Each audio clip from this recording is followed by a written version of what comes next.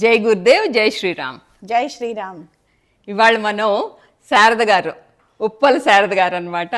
మేమందరం శ్రీలంక ట్రిప్ వెళ్ళాము. అక్కయ్య వాళ్ళు వాసవి మహిళా వాసవి వాళ్ళతో పాటు శ్రీలంక ట్రిప్ వెళ్ళినప్పుడు I was a part of it. So అసలు అప్పటి నుంచి అప్పుడు తెలిసింది భద్రాచలంలో పుట్టారు శారద గారు. అదంతా కిందన కరెక్ట్గా గుడి కిందనే పెరిగారు అని చెప్పి ఇంక అప్పటి నుంచి శారద గారిని ఎప్పుడెప్పుడు కలిసి ఒక ఇంటర్వ్యూ చేద్దామా అని అనుకుంటున్నాను.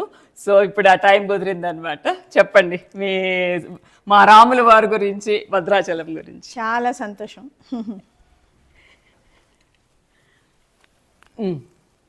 శారద గారు, మీరు భద్రాచలంలోనే పుట్టారా? మీరు మీ అసలు చెప్పండి. నేను అంటే మా తాతగారు వాళ్ళ మొత్తం ఫ్యామిలీ అంతా అప్పటికి 2 తరాల నుంచి కూడా నాకు తెలిసి భద్రాచలంలోనే టెంపుల్ ఎదురుగానే మా ఇల్లు. టెంపుల్కి ఆ పక్కన ఈ పక్కన. తర్వాత తాతగారు తన హయాంలో తను ఇల్లు కొత్తది కట్టినప్పుడు కరెక్ట్గా టెంపుల్ ఎదురుగానే కట్టారు. టెంపుల్కి మాకు ఒక వీధే తేడా ఉంటుంది. అంటే వీధి అంటే రోడ్. ఓకే.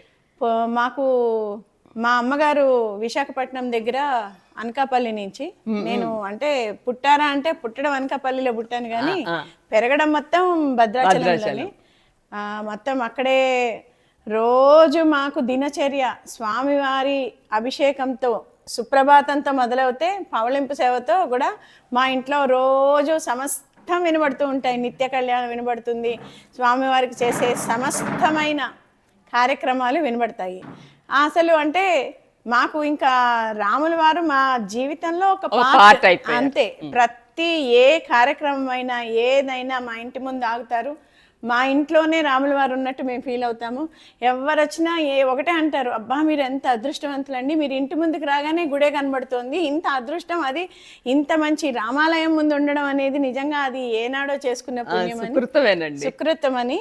ఆ రకంగా రాముల వారి ముందే పుట్టాము. రాముల వారి గుడిలో జరిగే ప్రతి హరికథ, బుర్రకథ, ప్రసంగాలు అన్నీ వినుకుంటూనే పెరిగాను నేను. మీది జాయింట్ ఫ్యామిలీ అని చెప్పారు కదా, ఎంతో మంది ఉంటారు ఒకే ఇంట్లో, అది చెప్పరా? అంటే ఇప్పుడు భద్రాచలంలో మాకు తాతగారు ఆ రోజుల్లో ఏం చేసేవాళ్ళు అంటే, భద్రాచలంలో హోటల్స్ ఉండేవి కావు. అవును. ఈ రోజు అంటే అన్ని చోట్ల అన్నదాన సత్రాలు వచ్చినాయి. అన్నదానానికి అందరం కలిసి పెడతాము, అవి తింటారు. కానీ ఆ రోజుల్లో తాతగారు మా నాన్నగారికి ఒక పెంచుకున్న తండ్రి, ఒక కన్న తండ్రి. సో ఇద్దరు ఉండేవారు ఒకే ఇంట్లో. అయితే మా తాతగారేమో ఫ్రీడమ్ ఫైటర్. చిన్న తాతగారు ఆయన అక్కడ చుట్టుపక్కల ఉన్న విలేజ్లకు వెళ్ళడం, అక్కడ ఉన్న ట్రైబల్ కోసం చూడడం. ఆయన 1947కి ఇండిపెండెన్స్ రాకముందు గాంధీ గారితో పాటు ఎన్నో సత్యాగ్రహాలు, ముఖ్యంగా ఉప్పు సత్యాగ్రహం కూడా చేశారు. సో ఆ రకంగా ఆ తాతగారితో నేను కూడా ఎప్పుడు బయటకు వెళ్ళడం, వందే మాత్రం, జనగణమన పాడడం. ఆ రకంగా ఈ తాతగారు చాలా పెద్ద బిజినెస్లు ఉండేవి ఆయనకి. మొత్తం ఆ ఏరియాలో ఎంపీని కానీ ఎమ్మెల్యేని కానీ నించోబెట్టాలి, గెలిపించాలి అంటే మా తాతగారే. ఎందుకంటే అది ట్రైబల్ ఏరియా, మాకు మొత్తం ట్రైబ్స్ రిజర్వ్డ్. ఆ రకంగా ఆయన ఎలా ఉండేవారు అంటే, ఆ మొత్తం ఖమ్మం జిల్లాకే ఆయన నాది అనుకునేవారు. ఎవరు వచ్చినా టెంపుల్లో దర్శనం చేసుకోవాలి. మార్నింగ్ 9 గంటల నుంచి నైట్ 9 గంటల వరకు మా ఇంట్లో భోజనం. ప్రతిరోజు ఒక 2 వంటోళ్ళు, కొన్ని గుండిగలతో భోజనాలు, సాంబార్లు, పెరుగులు, పచ్చళ్ళు అన్నీ, ఇంకా ఆవకాయలు అన్నీ రెడీగా పెద్ద పెద్దగా ఉండేవి. నాకు 2 అమ్మమ్మలు ఉండేవాళ్ళు. మా అమ్మమ్మలు కూడా మా ఇంట్లోనే ఉండేవాళ్ళు. మా తాతగారి అక్క చెల్లెళ్ళు వాళ్ళు ఈ బీడి ఆకులతో మోదుగాకులు అంటారు. అవునవును. అవన్నీ డిస్పోజబుల్ ప్లేట్లు కుట్టి పెట్టేవాళ్ళు. అప్పట్లోనే విస్తరాకులు చేసేవారు. సో అవి కుట్టేసి రోజు 1000 గానీ 500 గానీ 100 గానీ మొత్తం మన ఇంట్లోనే మొత్తం అనమాట. ఆ రకంగా వడ్డించుకుంటూ, వచ్చిన వాళ్ళని ఆదరించుకుంటూ, రాముల వారిని సేవించుకుంటూ వచ్చిన ప్రతి వాళ్ళకి రామచంద్రమూర్తి గారి కథ చెప్తూ రామాయణం చెప్పేదాన్ని. చిన్నప్పుడు ఎవరు వచ్చినా కూర్చోబెట్టి ముందు రామాయణం చెప్పి పంపించేదాన్ని. మీరు సింగరు డాన్సర్ కూడా కదా? నేను వీణ నేర్చుకున్నాను, నా డాన్స్ నేర్చుకున్నాను. ఓకే. కాకపోతే అవన్నీ పెళ్లికి ముందు. ఎలా బుర్ర కథలు కూడా చెప్పేవారు? మోర్ దెన్ 100 పర్ఫార్మెన్సెస్ ఇచ్చాను బుర్ర కథ కూడా. అబ్బా, అంటే ట్రైబల్ ఏరియాస్కి వెళ్ళా లేకపోతే భద్రాచలంలోనే? భద్రాచలంలో ఇచ్చేదాన్ని, చుట్టుపక్కల జిల్లాలకు వెళ్ళేదాన్ని. మా మాస్టర్ కూడా పాపం మాకు నేర్పించిన ఆయన అన్ని చోట్లకి తీసుకెళ్లేవారు. ఆయనతో పాటు వెళ్ళేవాళ్ళం. ఆయన ఎక్కడికి తీసుకెళ్తే అక్కడికి. మా తాతగారు కానీ, మా నాన్నగారు కానీ, మా అమ్మగారు కానీ, నాకు ఇప్పటికే ఆశ్చర్యం వస్తుంది. రెస్ట్రిక్షన్స్ లేవు, నో రెస్ట్రిక్షన్. ఆయనతో పాటు పంపించేసేవారు. మేము ఎన్ని విలేజ్లకి వెళ్ళేదాన్ని అంటే, కొన్ని విలేజ్లకి బండ్లలో కూడా వెళ్ళేవాళ్ళం, ఎడ్ల బండ్లలో. కొన్ని చోట్ల ఏమంటారు, పెట్రోమాక్స్ లైట్ల మధ్యలో బుర్రకథలు చెప్పొచ్చేవాళ్ళం. అప్పట్లో ఇంకా కరెంట్ కూడా లేదు కదా, ఎక్కువ లేదు. సో నాకు ఆశ్చర్యం, ఏంటది అసలు. నెక్స్ట్ ఏంటంటే, ఇప్పుడు మీరు పాలిటిక్స్ ఇదయ్యారు కదా, అసలు పాలిటిక్స్ లోకి ఎప్పటి నుంచి వచ్చారు? అదే మా చిన్న తాతగారు కురిచేటి శ్రీరామూర్తి గారు ఫ్రీడమ్ ఫైటర్ అని చెప్పాను కదా, ఆయనతో పాటు అసలు ఊళ్ళో మా పెద్ద తాతగారు, చిన్న తాతగారు ఏ సమస్యలు వచ్చినా ఆయన దగ్గరికే జనం వచ్చేవారు. ఆ ఊరికి వాళ్ళు ఇంకా ఏంటంటే మినిస్టర్లు అనుకోండి, ఏదన్నా అనుకోండి, ఏ సమస్య వచ్చినా ఆ చుట్టుపక్కల ఊళ్ళకి అంత తాతగారి దగ్గరే. వచ్చినప్పుడు వీళ్ళు ఎలా అయితే జనాన్ని పలకరించేవారు, ఎలా అయితే వాళ్ళకి కావలసిన సదుపాయాలు చేసేవారు. ఆ రోజుల్లో నేను కూడా అదే రూట్లో ఫస్ట్ క్లాస్ నుంచి అక్కడ ఇంటర్మీడియట్ వరకు చదువుకున్నా. క్లాస్కి క్లాస్ లీడరు, స్కూల్కి స్కూల్ లీడరు, కాలేజ్కి కాలేజ్ లీడరు, అన్నిటికి ఉండేదాన్ని. ఏదైనా సరే ముందుండి నడిపించేదాన్ని. ఎక్కడి వరకు చదువుకున్నారు మీరు? నేను పెళ్లి వరకు అయితే ఇంటర్మీడియట్, తర్వాత పీజీ కంప్యూటర్ సైన్స్ చేశానండి. మీ బావగారినే చేసుకున్నారని అన్నారు కదా? అవును, మేనత్త గారు అబ్బాయి. ఓకే. ఆయన కూడా మీ ఇంట్లోనే పెరిగారా? ఆయన సికింద్రాబాదు. వాళ్ళు సెలవులకు వచ్చి వెళ్ళేవాళ్ళు, హాలిడేస్ లో మా అత్తగారితో పాటు వచ్చి వెళ్ళేవాళ్ళు. కానీ మాకు సికింద్రాబాద్ లో నేను ఎక్కువ వచ్చేవాళ్ళని దాన్ని వెళ్ళింటికి. నాకు హాలిడేస్ రాగానే సికింద్రాబాద్ వచ్చి మాడపడుచు పిల్లలు. మాది కూడా సికింద్రాబాద్ లో 4 అన్నదమ్ముల జాయింట్ ఫ్యామిలీ. అది కూడా చాలా పెద్ద జాయింట్ ఫ్యామిలీ. వాళ్ళ ఇంట్లో 15-20 మంది పిల్లలు ఉండేవాళ్ళు. దాంతో నాకు ఉత్సాహం అనమాట. మా ఇంట్లో నేను ఒక్కదాన్ని. సో ఇక్కడికే వచ్చేసి ఆడుకోవడం, వాళ్ళతో పాటు అన్ని నేర్పించేవాళ్ళు అన్ని. అలా అనమాట. భద్రాచలం నుంచి ఇక్కడికి వచ్చేదాన్ని. ఇంకా పాలిటిక్స్ అంటే నేను ఇట్లా కొంచెం లీడర్షిప్ క్వాలిటీ ఎలా అయినా ఉంది. పెళ్ళయ్యాక కొంచెం రోషే గారు, కొనిజేటి రోషే గారు, మా నాన్నగారు బాగా మంచి మిత్రులు, దూరం కజిన్స్. ఓకే. సో నేను ఎప్పుడు నాన్నగారితో పాటు, నాన్న ఇక్కడికి రాగానే ఇద్దరం కలిసి వాళ్ళ ఇంటికి వెళ్ళేవాళ్ళం. అలా అలా ఆయన ఇల్లు కూడా బాగా అలవాటైంది. ఆయన కొంచెం ప్రోత్సాహం, దానితో పాటు అనుకోకుండా మా వాసవి మహిళా సంఘానికి అప్పుడప్పుడు మా అత్తగారితో వెళ్ళేదాన్ని. ఓకే. మా అత్తగారుతో వెళ్ళినప్పుడు అక్కడ మహిళా సంఘంలో నువ్వు ఇది చేయి, అది చేయి అంటే వాళ్ళందరూ చెప్పగానే చాలా చకచకా చేసేసేదాన్ని. అది వాళ్ళందరికీ నచ్చేది.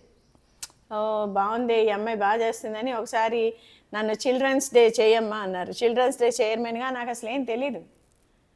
వెళ్ళి చిల్డ్రన్స్ డే ఏదో ఒక సంజీవయ్య పార్క్లో ఒక 500 మంది పిల్లలతో చాలా పెద్ద ఎత్తున స్పాన్సర్స్ని తీసుకొని వచ్చి పెట్టేశాను. అప్పుడు వాళ్ళందరికీ చాలా కాన్ఫిడెన్స్ వచ్చింది. ఆ తర్వాత అనుకోకుండా 92లో మహిళా సంఘానికి ఎలక్షన్ వచ్చింది. ఓకే. ఎలక్షన్ వచ్చినప్పుడు నన్ను నించోబెట్టారు, వాళ్ళే గెలిపించారు. నేను ఒకటే అనేదాన్ని, ఇది నాకెవరో తెలీదు, గెలిచినా మీదే, ఓడినా మీదే అని. సో మొత్తానికి గెలిచి ఇప్పుడు మీరు వాసవికి పర్మనెంట్ గా ఒక ఏంటి మీ పోస్ట్ అంటే, నేను వాసవి మహిళా సంఘంలో 16వ ప్రెసిడెంట్. ఇప్పుడు వాసవి మహిళా సంఘంలో 50వ ప్రెసిడెంట్ నడుస్తూ ఉన్నాయి. 50 years. మా అక్కయ్య కూడా, మా ఉదయం అక్కయ్య కూడా వాసవికి అప్పుడు ఆ టైంలో స్వగృహాన్ని పెట్టారు అని అన్నారు. అంటే నేను 92లో ఏం చేశానంటే, మా దగ్గరికి అధ్యక్షురాలయ్యి నేను కూర్చోగానే చాలా మంది వచ్చేవాళ్ళు. మాకు 500 ఇవ్వండి, మాకు 1000 రూపాయలు ఇవ్వండి, మా ఆయనకు బాగాలేదు, మా పిల్లలకి చదువుకులేదు అని. ప్రతిసారి మీటింగ్ లో డొనేషన్లు అంటే అందరూ అమ్మ నువ్వు వచ్చినప్పుడల్లా మా పర్సులు ఖాళీ చేస్తున్నారు. అంటే మరి ఏదో ఒకటి మనం ఆర్థికంగా ఎవరి మీద ఆధారపడకుండా మనం ఇవ్వాలి అనుకున్నప్పుడు మనం సంపాదించాలి. సో అప్పుడు నాకు ఎలా ఉండేదంటే, స్త్రీ తనంతట తాను తన ఆర్థిక స్వాతంత్రాన్ని కలిగి ఉండాలి. అలాంటిది మన సంఘానికి ఎందుకు కలిగి ఉండకూడదు? మనం ఇంతమంది ఉన్నాం, ఇంచుమించు ఆ రోజుల్లో ఒక 600-700 మంది లేడీస్ ఉండేవాళ్ళం. ఇప్పుడు ఇంకా పెరిగిందండి? చాలా పెరిగింది, ఇప్పటికి 2000 మంది వరకు అయింది. ఓకే. అది రిస్ట్రిక్షన్తో, జనరల్గా వాళ్ళ ఫ్యామిలీ బ్యాక్గ్రౌండ్ వాళ్ళ బ్యాక్గ్రౌండ్ చూసి కానీ తీసుకోవట్లే. సో దానివల్ల ఇప్పుడు ఉంటుంది. అయితే నాకు అప్పుడు సరే మనం ఫండ్ రైజింగ్ చేద్దామని ఒక ₹1,00,000 ఫండ్ రైజింగ్ చేశాము. ఆ తర్వాత దాన్ని ఏం చేద్దామని ఆలోచించాక సరే మనం ఆడవాళ్ళకి ఏం వచ్చినా రాకపోయినా వంటలు అయితే వస్తాయి. మన ఇంటి చుట్టూ ఆగ్రా స్వీట్స్, ఢిల్లీ స్వీట్స్ తప్ప మనకి కనీసం మన స్వగృహ ఫుడ్స్ అంటే మన ఇంట్లో చేసుకునే జంతికలు, చేగోడీలు, వడప్పలు ఇలాంటివి దొరకట్లేదు. కాబట్టి వాటిని చేసుకుంటే ఎలా ఉంటుందా అని మొదలుపెట్టాం. అది చాలా సక్సెస్ అయింది. నాకు తెలిసి ఈ ఆంధ్ర, తెలంగాణ 2 రాష్ట్రాల్లో స్వగృహ ఫుడ్స్ మొదలుపెట్టింది మనతోనే. మన వాసవి స్వగృహ ఫుడ్స్ అని దానికి పెట్టి స్త్రీ స్వయం ఉపాధి కల్పన ప్రాజెక్ట్ అని పెట్టి మేము మొదలు పెట్టాము. అందరూ ఒక్కొక్క సంవత్సరం దాన్ని సక్సెస్ఫుల్గా నడుపుకుంటూ వచ్చారు. దాని మీద వచ్చిన లాభాలన్నీ కూడా మేము అందరికీ ఇచ్చినా సరే ఇంకా కొంత ఉంటే దాని నుంచి ఒక హాస్టల్ కట్టించాము. అలానే ఈ మధ్య మేము ఒక ఆఫీసు మణిద్వీపం కూడా కట్టుకున్నాము. నేను అదే రకంగా ఈ స్వగృహ ఫుడ్స్కి ఫౌండర్గా నేనే ఉన్నాను కాబట్టి అది నేను ఫౌండర్ చైర్మన్ని. మళ్ళీ హాస్టల్ కూడా మన దగ్గర ఒక ₹1,00,00,000 ఉంటే పైనుంచి ఇంకో ₹1,00,00,000 వసూలు చేశాము. సికింద్రాబాద్లో కట్టాము. కానీ సికింద్రాబాద్లో అక్కడ కొంచెం కాలేజీలు లేకపోవడం వల్ల మళ్ళా దాన్ని తీసేసి మల్లారెడ్డి ఇంజనీరింగ్ కాలేజ్ దగ్గర ఇంకో కొత్త హాస్టల్ కట్టాము. సో అది కూడా సక్సెస్ఫుల్గా ఇప్పుడు నడుస్తుంది. ఇప్పుడు మీరు పాలిటిక్స్లో ఇప్పుడు ఏ పోస్ట్లో ఉన్నారండి? నేను యాక్చువల్గా రోషయ్య గారి ఇన్ఫ్లుయెన్స్తో ఫస్ట్ కాంగ్రెస్లో జాయిన్ అయ్యాను. నేను జాయిన్ అవుతూనే సిటీ ప్రెసిడెంట్ చేశాను. సో ఆ రకంగా అక్కడి నుంచి నేను ఆల్ ఇండియా మహిళా కాంగ్రెస్ జనరల్ సెక్రటరీగా, ట్రెజరర్గా 5 ఏళ్ళు ఢిల్లీలో పనిచేశాను. సోనియా గాంధీ గారి పక్క రూమ్లో. సోనియా గాంధీ గారి ఆఫీస్ పక్కనే మా ఆఫీసు. సో ఆవిడకి అంత క్లోజ్గా పనిచేసే అదృష్టం కూడా బాగా దొరికింది. బాగా ఉండేవాళ్ళం. తర్వాత నాకు కొంచెం 2013లో ఇక పార్టీ అనేది ఎలా మరి ఇన్ని స్కామ్లు, ఇంత గందరగోళం, దాని కంట్రోల్ లేకపోవడం, అసలు బయటకు వస్తే నేను కనీసం నా పార్టీ అని చెప్పుకోవడానికి కూడా నాకు సిగ్గు అనిపించి ఇంకా ఉండదలుచుకోలేదు. మోడీ గారు ఏదైతే గుజరాత్ని అంత కష్టం, మీరు 11, 12, 13 ఈ టైంలో చూస్తే తెలంగాణలో కానీ ఆంధ్రాలో కానీ నీటి చుక్కలేదు. కరెంట్ అనేది విలేజ్లో ఒక రాత్రిపూట 2-3 గంటలు ఇచ్చేవాళ్ళు. పగలు కానీ రాత్రి కానీ కరెంట్ లేక విపరీతమైన కష్టం. కానీ అదే టైంలో మోడీ గారు ఆలోచించి ఆయన సోలార్ పవర్ని పెట్టి అసలు ఒక్కరోజు ఒక ఇండస్ట్రీ కూడా ఆఫ్ లేకుండా చాలా బాగా చేశారు.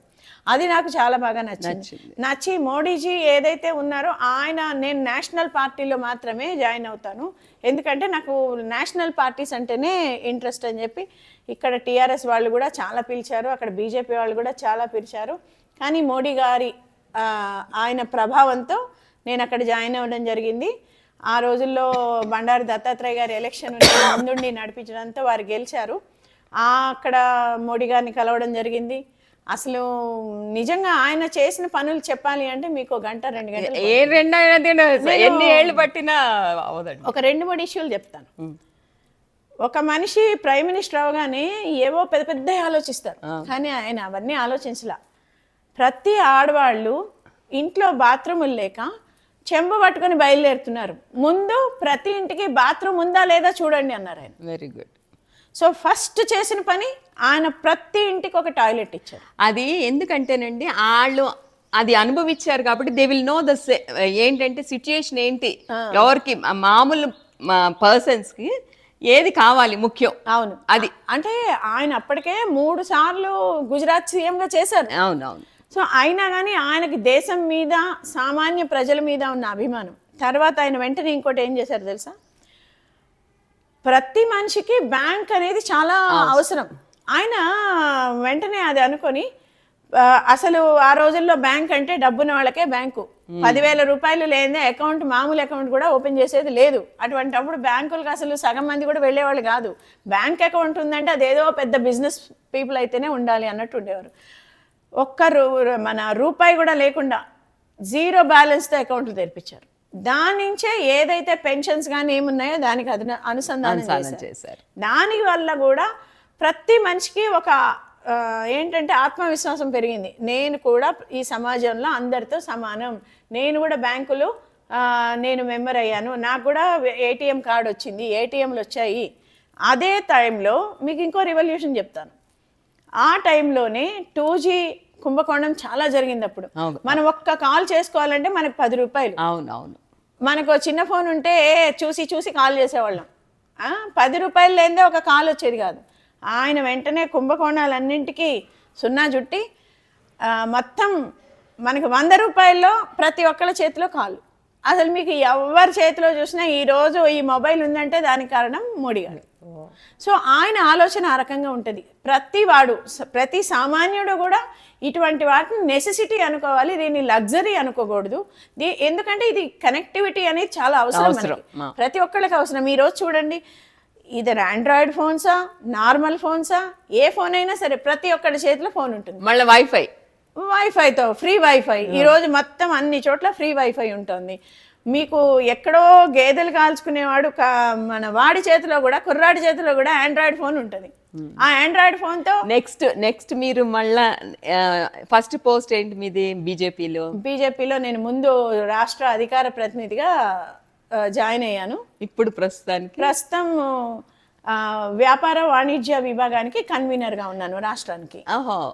పోస్ట్ మారింది. మీరు అంత ముందర స్పోక్స్ పర్సన్ ఏదో చెప్పారు మన టైంలో. ఓహో, ఇప్పుడు వాణిజ్య విభాగానికి కన్వీనర్. వాణిజ్య విభాగం, ట్రేడ్ సెల్ అంటారు. ఓకే, ట్రేడ్ సెల్ కి నేను కన్వీనర్. ఓకే, వెరీ గుడ్ అండి. సో మీరు చాలా బాధ్యత గల పోస్ట్ లో ఉన్నారు ఇప్పుడు. అవునండి, చాలా. ఎందుకంటే ఫ్యూచర్ ఇంకా చాలా మహిళలకు కొంచెం బాగా ఎక్కువ ఇవ్వాలని నేను కోరుకుంటున్నాను. అసలు మహిళలు సుమారు నాకు తెలిసి నేను పాలిటిక్స్ లోకి వచ్చే 30 ఏళ్ళ పైన అయింది. దానికి 15-20 ఏళ్ల ముందు నుంచే కూడా మాకు రిజర్వేషన్ ఇవ్వండి, లేకపోతే మాకు ఒక్క సీట్ రావటం లేదు, అన్లెస్ చాలా పవర్ఫుల్ మహిళలు అంటే వాళ్ళ తండ్రి కానీ తాత కానీ ఇప్పుడు అలాంటి వాళ్ళు ఉంటేనే వీళ్ళు మినిస్టర్లు అవి ఇవి అంటే ఉండొచ్చు ఒకళ్ళిద్దరు, కానీ మ్యాక్సిమం అలా ఉన్నారు. అటువంటిది కాకుండా ఈరోజు మోడీ గారి దయ వలన 1/3 రిజర్వేషన్ వచ్చింది. మహిళలందరికీ కూడా మీకు 33%, ఒక 100 సీట్లు ఉంటే 33 ఖచ్చితంగా మహిళలకు ఇవ్వాల్సిందే. అది బిల్లు మొన్న కిందటి సభల్లో ఇదైంది. ఇప్పుడు ఏం చేస్తున్నారంటే మగవాళ్ళు కూడా మరి మా సీట్లు పోతున్నాయని క్లాష్ రాకుండా 33% సీట్లు పెంచుతున్నారు. జనాభా ప్రాతిపదికన జనాభాలో దాన్ని కూడా ఇంకా మన సీట్లు పెంచుతున్నారు. ఇప్పుడు మనకి తెలంగాణలో 117 సీట్లే ఉన్నాయి, దాన్ని 160 సీట్ల వరకు తీసుకొస్తున్నారు. ఎందుకంటే చాలా విశాలమైన కాన్స్టిట్యున్సీ ఉంటే చూసేవాళ్ళకి కష్టమే, చేసేవాళ్ళకి కష్టమే. కాబట్టి ఆ కాన్స్టిట్యున్సీలన్నీ కూడా జనాభా ప్రాతిపదికన దానికి ఒక రూపం తెస్తున్నారు. సో దానివల్ల ఇప్పుడు 160 వరకు అప్రాక్సిమేట్ గా వస్తే మహిళలకి 33, అంటే 100 ఉంటే 33, 200 అంటే 66. ఆ రకంగా రేపు సీట్లు వస్తాయి. కాబట్టి మళ్ళీ మా అందరికీ సీట్లు వస్తాయి. మేము పాలిటిక్స్ లో ఉన్న వాళ్ళందరికీ, కొత్తగా వచ్చే వాళ్ళకి కూడా ఒక ఆలోచన ఉంటుంది. రేపొద్దున్న కార్పొరేటర్ సీట్లు 33% ఉన్నాయి, మన అసెంబ్లీ సీట్లు 33% ఉన్నాయి, పార్లమెంట్ సీట్లు 33% ఉన్నాయి. రేపు ఎవరు కోర్చినా కానీ మహిళలు కూడా చాలా హుందాగా పెద్ద ఎత్తున కనబడతారు. లేకపోతే ప్రతి సభలో ఒక 40 మంది మినిస్టర్లు ఉంటే 3-4 ఆడవాళ్ళు ఉంటారు. కానీ ఆడవాళ్ళు ఎఫిషియెంట్ గా చేస్తారని నా ఉద్దేశం. ఒక బాధ్యతగా ఆ తర్వాత ప్రతి నూక్ అండ్ కార్నర్ అబ్జర్వ్ చేసి ఏదంటే ఎక్కడ చెత్త ఉంటే అది నిర్మూలన. ఇప్పుడు ఏంటంటే నేనేంటంటే వెళ్ళంగానే చూస్తా ఏమేంటి. సో అందరికి అదే, ఇప్పుడు ఆ మహిళ అంటేనే అంత శుభ్రత ఏంటంటే మహిళకి మీరు అన్నది 100%, 100కి 100 పాళ్ళు కరెక్ట్. ఎందుకంటే మహిళకున్నంత సునిశ్చిత శక్తి మగవాళ్ళకు ఉండదు. పోనీలే అని వెళ్ళిపోతూ ఉంటారు. కానీ మహిళ మాత్రం లేదు, అది క్లీన్ చేయాల్సిందే, ఈ పని ఇలా అనుకున్నాం, దాని ఇంతవరకు కావాల్సిందే అని అనుకుంటాం మనం. ఎందుకంటే మనం ముందు నుంచి మన జీన్స్ లో అది అలా వచ్చేసింది. దానివల్ల మహిళల్ని ఇచ్చినందువల్ల దేశం కూడా చాలా చాలా ముందడుగు పడుతుంది రేపొద్దున. సో ఇప్పుడు ఏంటంటే మీ గురించి చాలా తెలిసింది, బీజేపీ గురించి బాగా తెలిసింది. ఇంకేంటంటే ఫ్యూచర్ నాకేంటంటే చాలా సుగమంగా, ఎందుకంటే నేను సనాతన ధర్మం మీదే ఎక్కువ ఫోకస్ చేస్తాను.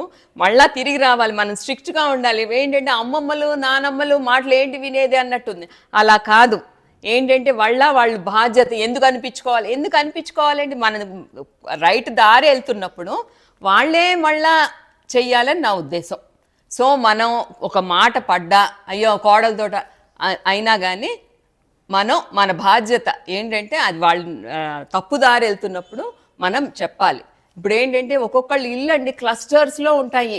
అసలు ఏంటి బట్టలన్నీ అలా గుట్టలుగా ఏంటి ఎవరైనా వస్తా అంటే సర్దుతారు, లేకపోతే లేదు. అది పెద్ద దీనిలాగా ఉంటుంది అనమాట. అదంతా అక్కడ నెగిటివ్ ఎనర్జీ ఇదవుతుంది. సో అట్లాంటివన్నీ పోయి మొత్తం పాజిటివ్ ఎనర్జీ వస్తుంది అని చెప్పేసి కొంచెం ఇప్పుడు ఏంటంటే పెద్దవాళ్ళు చదివినట్టు దేశాన్ని కూడా చదువుతారు. సో మిమ్మల్ని ఇవాళ కలిసి చాలా మంచి సంగతులు తెలుసుకున్నానండి. సో నాకేంటంటే ఫ్యూచర్ ఎంతో బాగా కనిపిస్తోంది. థ్యాంక్ యూ అండి. మీరు ఇక్కడికి రావడం, మరి విజయవాడ నుంచి ఇటు వచ్చి మా ఇంటర్వ్యూ తీసుకోవడం అనేది నాకు చాలా సంతోషం. మీలాగా ఉత్సాహవంతులైన మహిళలు మాలాంటి వాళ్ళని మరి అందరికీ పరిచయం చేస్తే ఇంకా కొంతమంది ఈ రోజుల్లో అమ్మాయిలు కూడా మనం ఏం చేస్తే మనం కూడా వస్తాం. నా గురించి మేము చెప్పాలి అంటే మీకు 3-4 సిరీస్ అవుతాయి. మీకు ఎప్పుడైనా తీరిగ్గా చెప్తాను. సో థ్యాంక్స్ అండి, మీ అమూల్యమైన సమయం మాకు కేటాయించి మా ప్రేక్షకులకి నన్ను మిమ్మల్ని ఇంటర్వ్యూ చేయాల్సింది. Thank you so much. జై గురుదేవ్, జై శ్రీరామ్. జై శ్రీరామ్.